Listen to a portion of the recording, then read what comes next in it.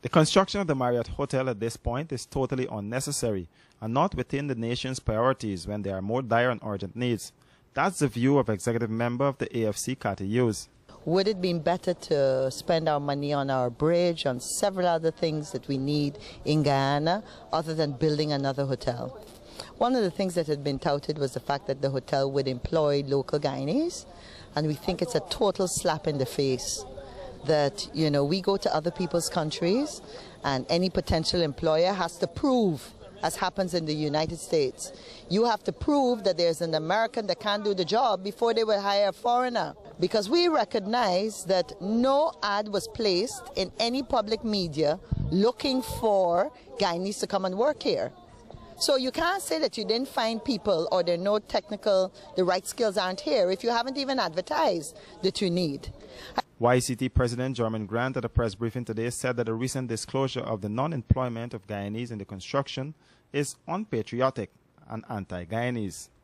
This project at face value is anti-Guyana and anti-youth, with the broken promise of employment, especially for industrious engineers and young graduates of the University of Guyana and varied technical institutes available locally for work in their dear land of Guyana that we love. The YCT strongly believes that this pronouncement sends an unfortunate message to other foreign investors and nationals doing business and that wish to do business in Guyana to treat Guyanese with contempt and as second-class citizens in our homeland. The youth arm of the APNU is of the view that all the complexities and content of the agreement to build the hotel should have been vetted in the National Assembly for public scrutiny and transparency to avoid any compromising of the national interests. This project should have been private sector led and funded. The decision to not employ Guyanese compounds unemployment in Guyana, to which the government is clearly and evidentially a direct party to the problem, and contradicts statements and commitments to harness the high unemployment rate in Guyana. Why the rush to build a hotel when all the capital is not furnished? Why the rush to build a hotel when the arguments for its construction is not logical?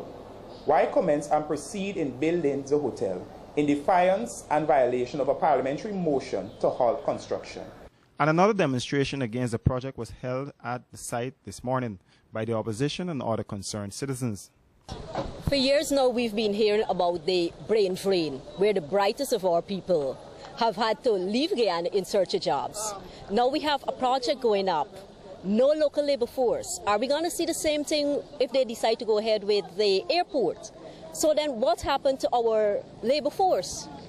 You know, our labor is going to be forced to leave Guyana to find jobs also. So who's going to be left here?